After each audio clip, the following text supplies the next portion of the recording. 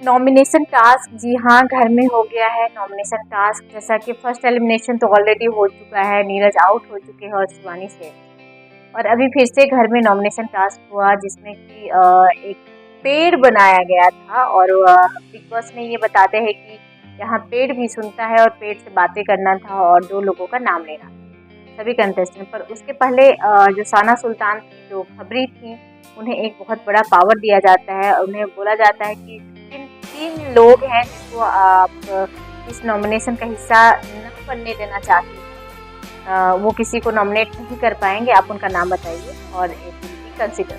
वो पायल, अरमान और रणवीर, 3 लोगों का नाम लेते हैं और बोलते हैं कि ये लोग मुझे नहीं चाहिए, ये लोग किसी को नहीं कर सकते हैं। तो वो तीनों आउट हो जाते हैं, पर वो नॉमिनेट हो सकते हैं, बाकी घर वाले उन्हें नॉमिनेट कर सकते हैं। तो इस तरह का टास्क था। और उसमें जो अभी जो नॉमिनेट हुए हैं उनका लिस्ट मैं आपको बताती हूँ।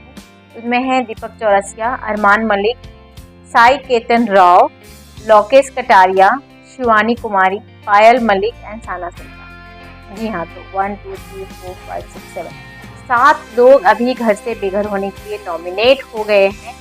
और अभी तो अपने फेवरेट को बचाने के लिए वोट करना होगा जियो सिनेमा के ऊपर। तो ये सारे चल रहे हैं। अब लेटेस्ट एपिसोड अगस्त में नॉमिनेशन दिखाया जाएगा।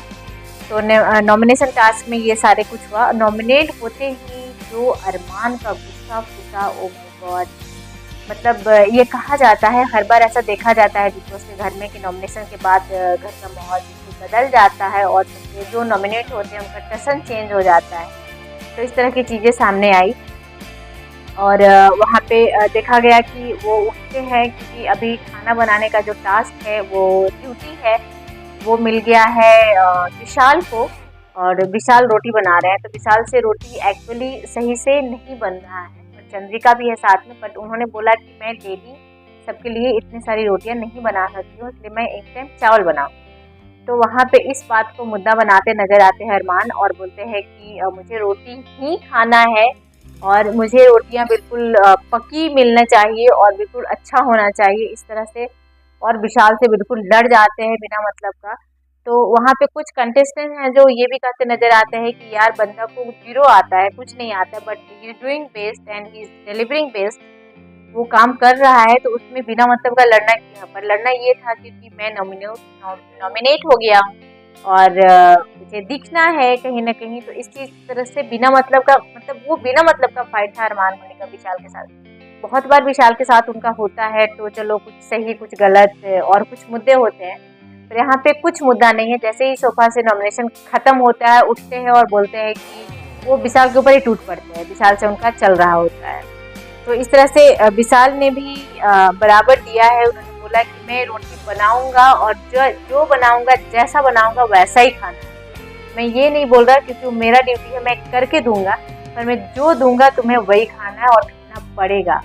तो इस तरह से दोनों में बहुत फाइट चल रहा होता है। और अभी देखिए कौन किसको क्या होता है और कौन सेफ होता है इस वीक और कौन निकल जाता है, क्योंकि ये बहुत ड्यूरेशन बहुत कम है। और बिग बॉस ने बोला है कि जितना जल्दी हो सका कंटेस्टेंट को निकालना पड़ेगा क्योंकि फाइनल वीक हो जाएगा और बिना ये सारी चीज़ें होने वाली।